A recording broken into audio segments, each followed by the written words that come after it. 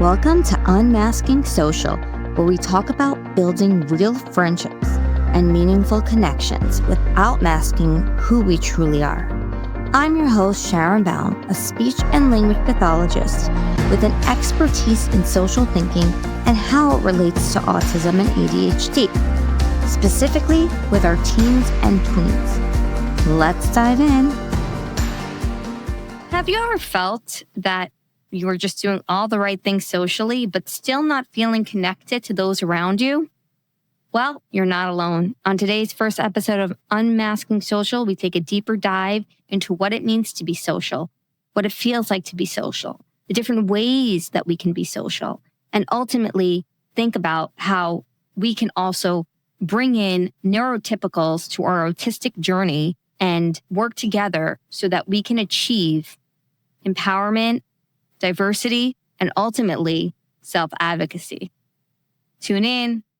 Hello, and welcome to my first episode of Unmasking Social.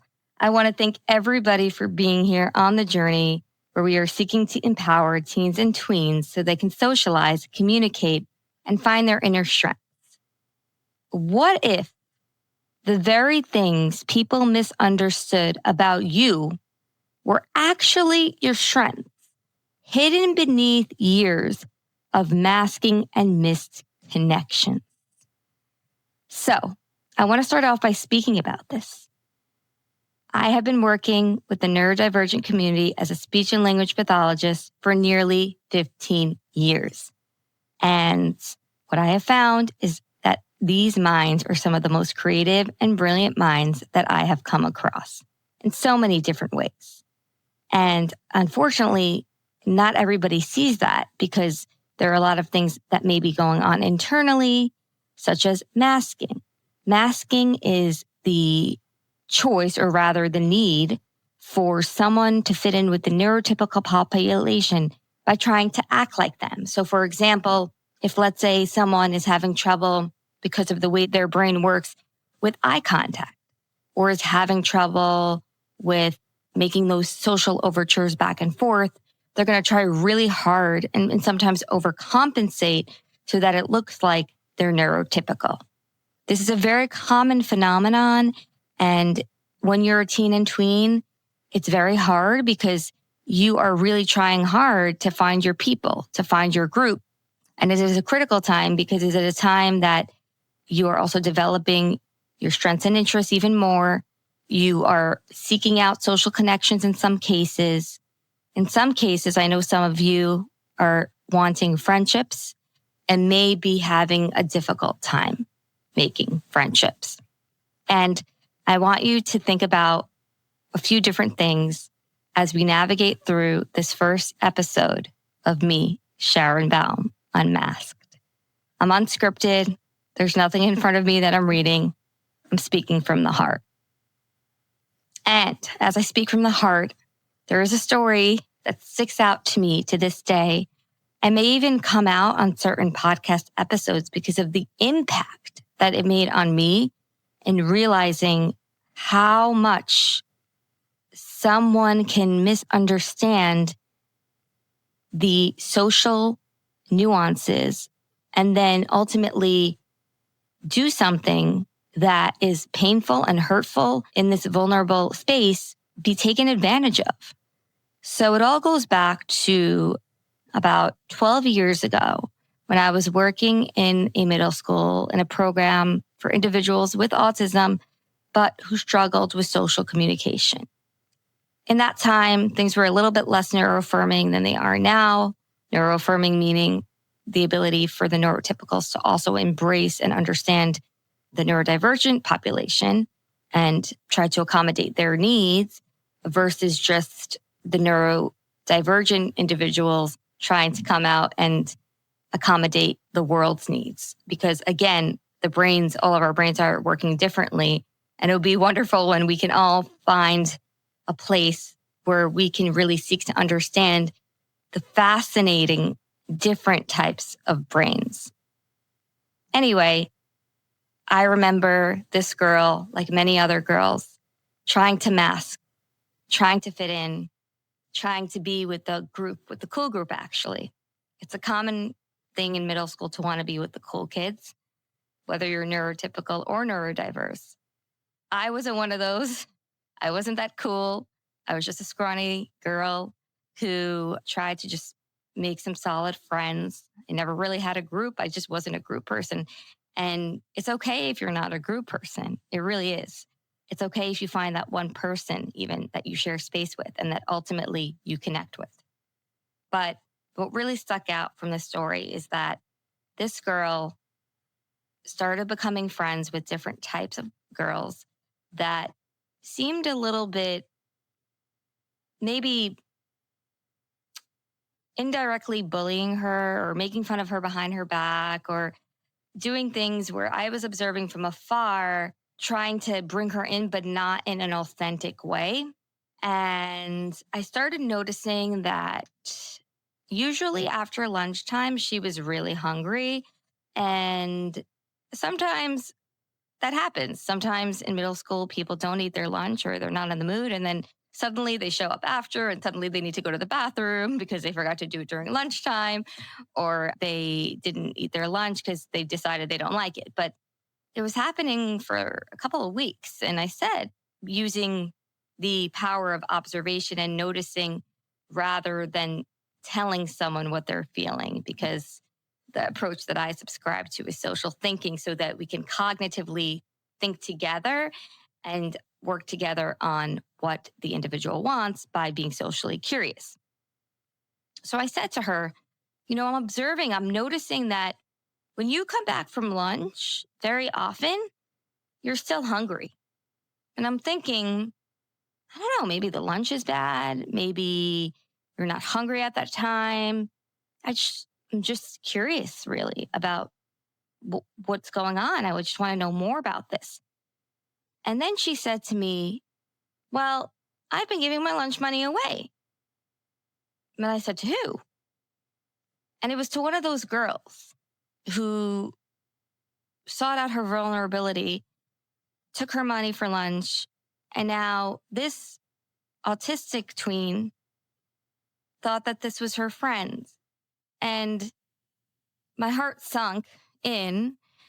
I also felt guilty because as a speech language pathologist who was developing a specialty in social communication at the time, and as the adult in the room, how did I not realize that for even a couple of weeks, this is what was going on?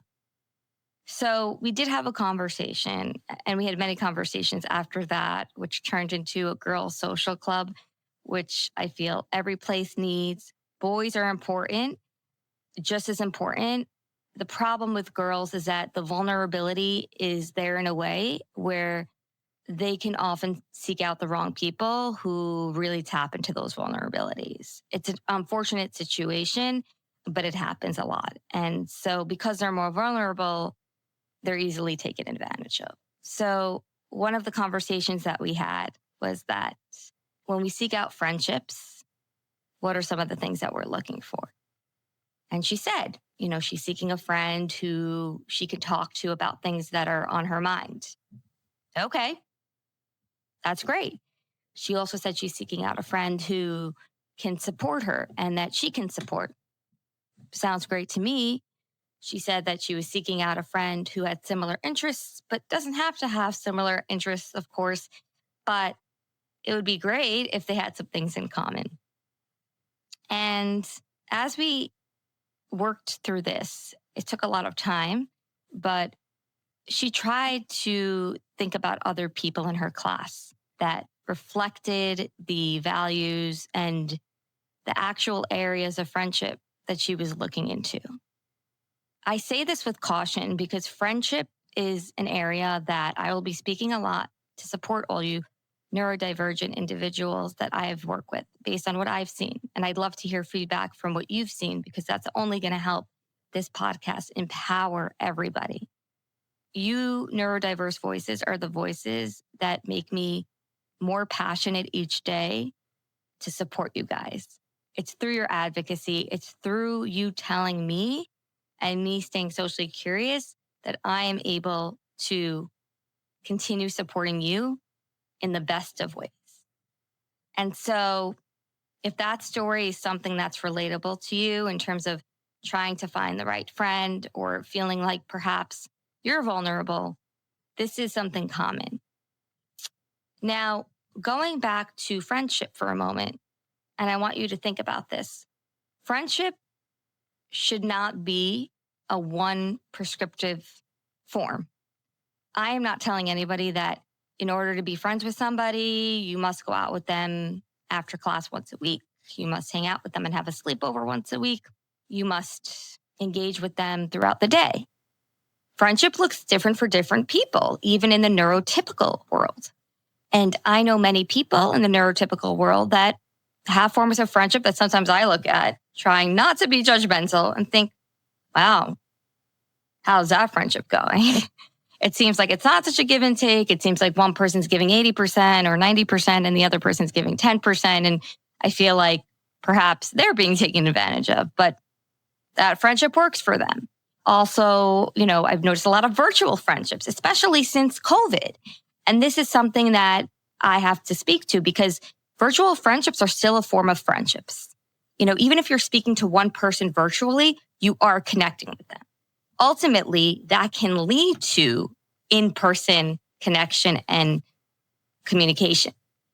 I mean, even just before this podcast, I was on social media and I was chatting with a friend and I was texting a couple of friends and I was on WhatsApp and then I made a phone call, and all of those things are social, even though they're virtual, they're not in person. All of those were actual social connections. And so if that's a tool that can support you in making friends, then go for it. Of course, as a speech and language pathologist for nearly 15 years, as someone who's watched teens and tweens navigate social media, I think social media can also be a really difficult place to make friends. Sometimes people with 0 followers who are out there just to kind of poke at people can say very hurtful things. And I've had so many teens and tweens say to me, wow, you don't even know what's going on. This person's saying this about me and they're saying that I'm an idiot or they're saying that I'm a loser and calling me names. And then they find out that some of these people are actually in their class. A lot of times people say things behind a screen where they are protected and they feel safe, but they would never say it to your face. So social media is something that we'll talk about on another episode. But when seeking out friends, it's just a cautionary piece. And so I want you guys who are listening to think about friendship if you're struggling with it, and think about how just making friends with one person, one connection. It could be sharing space during a group experience and just saying, oh, that's cool. Look at what you have over there. It looks like you're holding on to let's say it's a science project. You're holding on to the hamster that we're about to unfold or uncover. I'm having a moment of reflection to 4th grade where I believe we dissected the eye of a pig. It sounds gross actually, and it really felt kind of interesting in the moment. And then after, the teacher said, if you'd like, who would want to bring it home? And we had to guess a number that she was thinking of. I remember this very clearly. And of course, my number 1. And I brought it home, and you can just imagine my parents' reaction to seeing that. So even if it's, oh, wow, look, you're holding on to that piece that we're going to do, or even just saying hello, right? It's the small things, the small interactions, the small pieces, starting out small, starting out with one person. I was never part of a group. I'm still not part of a group. I have different types of friends for different reasons.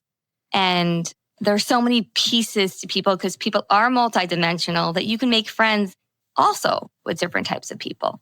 So also think about how maybe that person may be different than you, but maybe you can lift them up in ways that they can lift you up because maybe they're a little bit stronger than you in communication, but you're stronger than them in advocacy and passion. So lifting up each other's strengths is so important.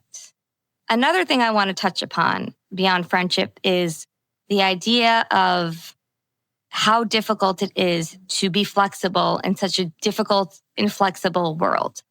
So I know that many of you may be struggling with this flexibility, which is the ability to shift from one thing to another, or to be able to go against your inner instinct of wanting to be, let's say, the first at something, while the others are thinking, oh no, why is this person thinking about me again and how they need to be in front of me? Can they stop doing that? And that doesn't mean that you should be flexible with your personality. It's very important that you maintain your personality, because that's what is part of your identity. Your identity is tied to your personality. So if you're a passionate person, if you're someone who is more introverted, if you're someone who is very curious, someone who has interests such as travel or science or whatever it may be, you may maintain that. You don't have to be flexible with that. You can advocate for those interests with people, whether it be in a group or whether it be even with other people you're speaking to. Speak up about them. Listen to others' interests, but speak up about them. But flexibility is important because flexibility means that you can shift into different contexts and still be able to interact with others and share experiences with them and listen to their experiences, as hard as it may be. Because this is very, very challenging when your brain is basically telling you, wait, being flexible is going to be too hard. It's going to cause anxiety. You're going to get that feeling, which is like I need this. My brain's telling me that I can't be flexible in this moment. But it reminds me also of New York City these days. So the buses lately have been just so insane. And I find that I'm waiting longer and longer for buses, but I prefer buses over trains. I'm above ground. I get to use my phone if I need to. I just feel safer. And New York City is not a place where we line up necessarily for things. So people just surround a bus and almost push sometimes in front of each other to get onto that bus. And a few days ago, it was 100 degrees over here. Whew, Fahrenheit, by the way, for all those who are listening around the world that are in Celsius. But let's just say really, really, really hot. And everybody wanted to get onto that bus. And of course, there were people that were trying to get in front of each other. But again, the way my mind works is I try to think about, wait, was I there last? Because if I was there last, I should probably let others go. So I let some go, but of course, some good Samaritans let me go before them, and then I got on the bus. And in that moment, I was displaying flexibility in the sense that I really wanted to get on that bus. And I was so hot and so overwhelmed and feeling anxious. But I also realized that it's important to me that I allow the people who were there before me to get on, because that's part of my value system, trying to be fair and square as much as possible. So flexibility is challenging. For you, it can look like that you have to have a specific role in a group. It could be that you need to have a specific number or a specific time that you're going to leave to go to the next thing. When I say number, I mean in line. It could be that you have to go transition and you have to be flexible with that because we're constantly moving around all throughout the day. It could mean even going from an academic class to a social class, or an academic class to physical education, which is social and physical movement. And I've had many teens and tweens that have struggled to go to gym specifically just because a lot of them weren't necessarily interested in physical education, but also they viewed school as being a place for academics. So why do I need to transition and go to phys ed? It's uncomfortable. It's hard to go from an academic structured setting into a very unstructured setting. It requires a change in mindset of how now you're going to be around a bunch of people with expectations from the teacher, but in a way that is not as direct and strict as being in a class. And that could be really overstimulating. And so, this is something that can really help your journey as you navigate. There's a lot of anxiety involved. There's a lot of moments of sadness involved because sometimes a lot of my teens and tweens have told me that they just feel so misunderstood. Sometimes they feel misunderstood by their families. Sometimes they feel misunderstood by their teachers. Sometimes they feel misunderstood even by their fellow neurodiverse folks. And so even leaning into those misunderstandings can be very challenging. And so that is where I get to my third piece in part of the introduction of me, the SLP, which is advocacy. So self-advocacy is really on the top of all of this. And this is what makes me feel super excited, either when I'm talking to people who have reached that place, or I've worked with teens and tweens who have reached finally that phase of advocacy, where you can actually speak up about what's making you uncomfortable. You could speak up on behalf of your interests while still being flexible and still being social and trying to make a friend. But when you advocate, you free yourself of some of the misunderstandings. There will be people that may not ever truly try to understand, and that's just an unfortunate part in society where we're not always seeking to learn and grow from each other, even though all of our brains are just so curious and fascinating because all of them are built in such a different way with all the neurological differences. But those people are hard to get through. But for the average person, if you can just think, okay, I am feeling this way and I need to tell somebody about it. And so it's important to say to someone who is on that line with you, let's say it be on a line to go somewhere to the next class, or maybe you're in camp and, you really are so excited because swimming is your really fixed interest and you love it so much and you need to run to it. But to say, guys, I just want to let you know that I love being first online to go swimming because I love swimming, but it has nothing to do with trying to get in front of you or trying to invade your space or trying to be unfair or unjust to you. Those words are super, super incredibly powerful because it teaches individuals who are neurotypical and neurodiverse in your community that you are doing something for a specific reason, and it's kind of allowing them to tap into your brain without forcing them to tap into your brain and how it works. And I've told my teens and tweens also to think about this when they're going through a high stakes situation, such as an interview. It could be an interview for a high school. And they say, I can't do the interview. I'm palpitating. The hands are shaking and they're feeling it in their body. They're feeling it here. They're feeling it here. They're feeling it everywhere. And I tell them, why? Why are you so afraid? Well, they're going to want me to make eye contact. I can't answer certain types of questions in the way they're asking it. I can't process it.